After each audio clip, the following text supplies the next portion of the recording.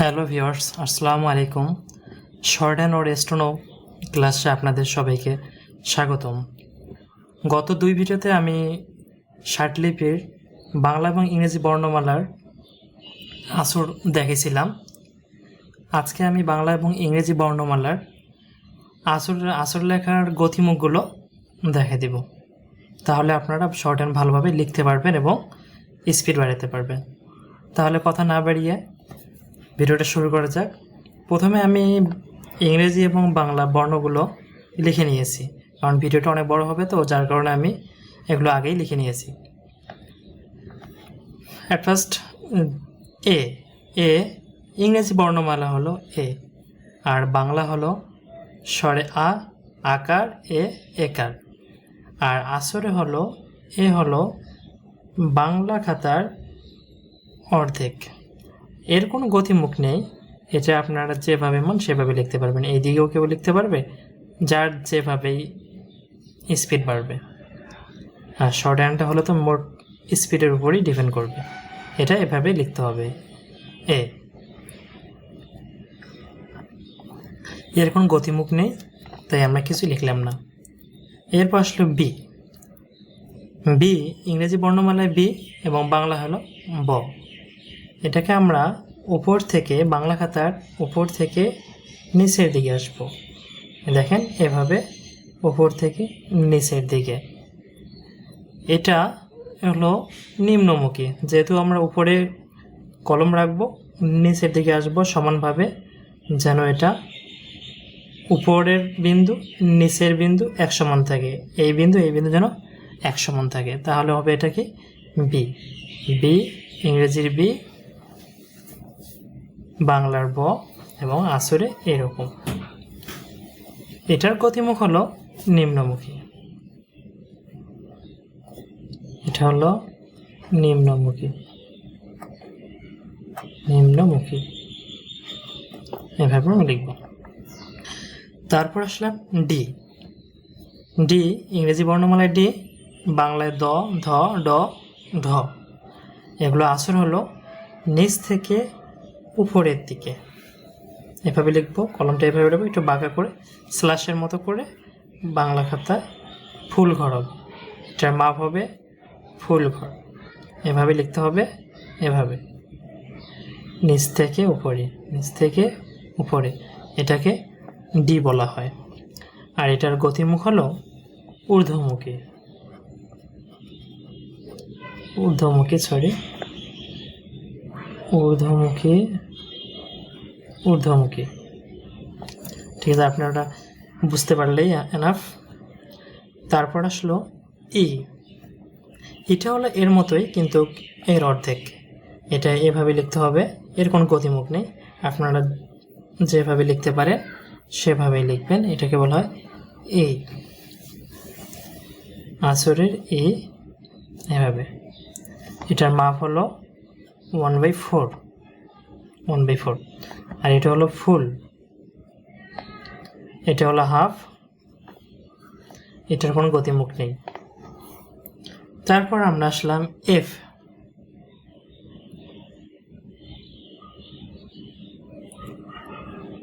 এফটা হলো ইংরেজি বর্ণমালা এফ এবং বাংলায় হলো ফ। এটাকে লিখতে হবে,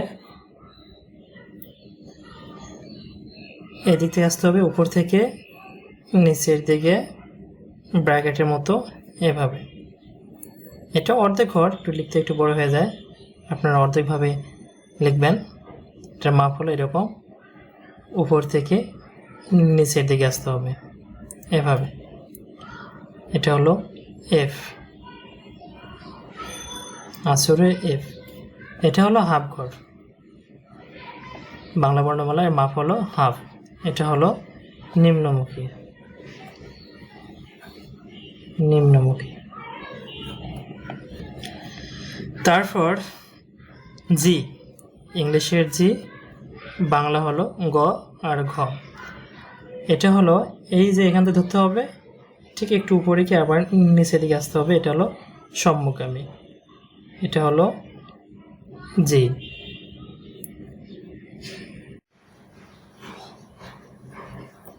জি জি হলো 1/4, এটা হলো সম্মুখগামী। এটা এখান থেকে ধরে সামনের দিকে হবে, একটু একটু উপরে গিয়ে আবার নিচের দিকে আসবে, যার কারণে এটা সামনের দিকে আগানো হয় বলে এটাকে সম্মুখগামী বলা হয়। এরপর আসবো আমরা এইচ। এইচ হলো ইংলিশে এইচ, বাংলায় হ। এটা হলো নিচ থেকে বাঁকা করে একটু উপরে, অর্থাৎ স্ল্যাশের অর্ধেক। এই ফুল ঘরের 4 ভাগের 1 ভাগ, এটা হলো এইচ বা হ। হ বা এইচ এভাবে লিখতে হয়।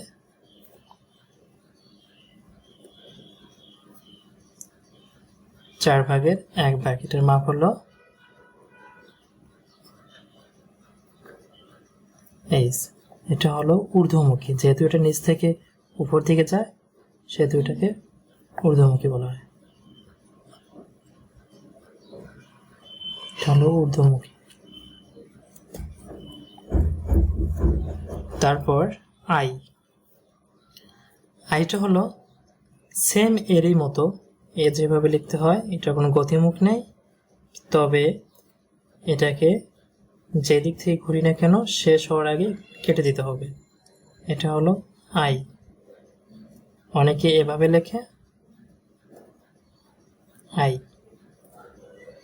আই এর কোনো গতিমুখ নেই, তবে এটাকে কেটে দিতে হবে, যেখানে কলম শেষ হবে সেখানে কেটে দিতে হবে।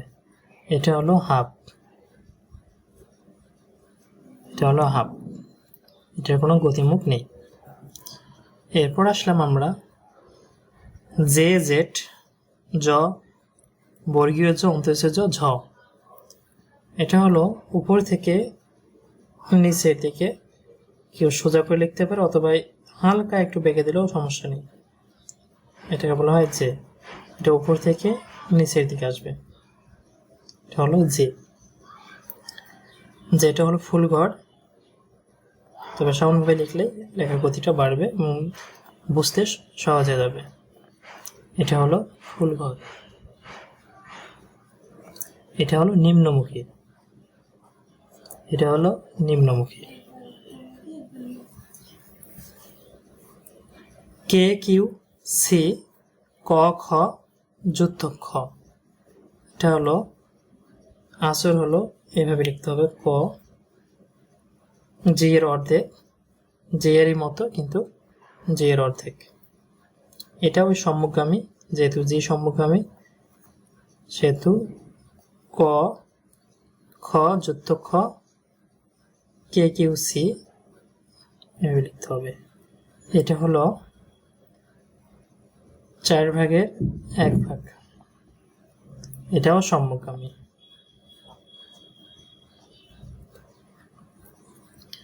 এরপর এল। এল বা ল। এটা হলো জি এর মতো, জি এর উল্টাটা, উপর থেকে নিচের দিকে আসবে আবার একটু উপর দিকে উঠবে।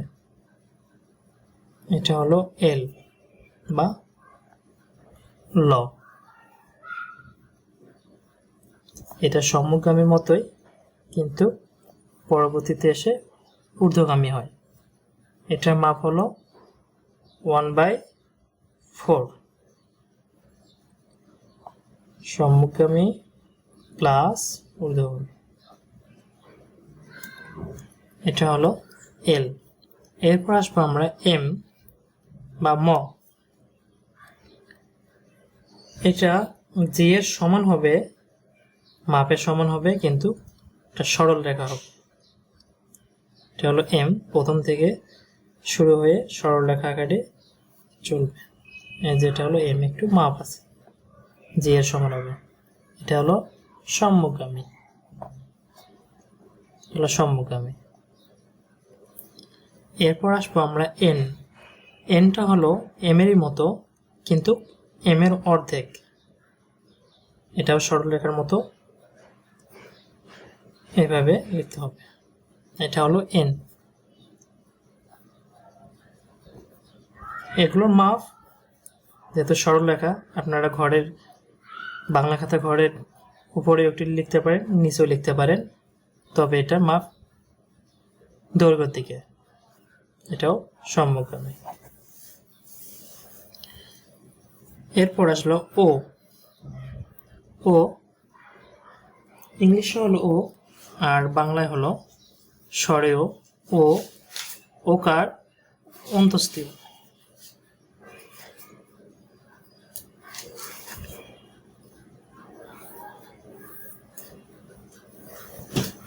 ওটা হলো উপর থেকে ধরে নিচে থেকে এসে আবার উপরে একটু বাঁকা করাতে, ইউটাকে একটু হেলে লিখতে হবে। এটা এভাবে লিখতে হবে, উপর থেকে নিচে আবার একটু উপরে। এটার তো মাপ হলো 1/4, মাপ হলো 1/4। উপর থেকে আসতে হবে নিচের দিকে, আবার উপরের দিকে উঠতে হবে, তাই এটাকে ঊর্ধ্বগামী বলা হয়। এটা হলো ঊর্ধ্বগামী। এরপর আসলাম আমরা প। তো পি আর প, ইংলিশে পি, বাংলায় হলো প। এই দুইটা হলো সেম এফ এর মতো, কিন্তু এফ এর উল্টাটা। এফ এর উল্টাটা উপর থেকে নিচের দিকে আসতে হবে, উপর থেকে নিচের দিকে, এভাবেই। এটা হলো প। প বা পি, এটা হলো নিম্নগামী, যেহেতু উপর থেকে শুরু করে নিচের দিকে আসতে হয়, তাই এটা হলো নিম্নগামী। এটার মাপ হলো হাফ, এটার মাপ হলো হাফ। এটা হলো পি, এটা হলো নিম্নগামী, গতিমুখ হলো নিম্নগামী। এরপর র। আর ইংলিশে আর, বাংলায় র, ড্যাশনর, ডোশনর। এটাকে লিখতে হবে সেম যে আমরা ক যেমনকে লিখছিলাম, সে কটাকে একে এবং উল্টাই দিতে হবে, তাহলে আমাদের র হইতেছে। এটা হলো র।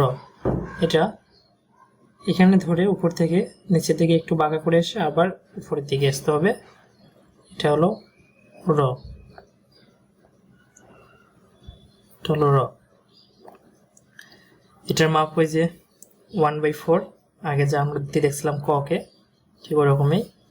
এটার গতিমুখ হলো সম্মুখগামীর মতো, সম্মুখগামী, এবং লাস্ট পর্যায়ে আসে ঊর্ধ্বগামী, একটু ঊর্ধ্বে দিকে যায়। এরপর আসবো আমরা এস। ইংলিশ বর্ণমালা এস এবং বাংলা শুধু ছ হয়।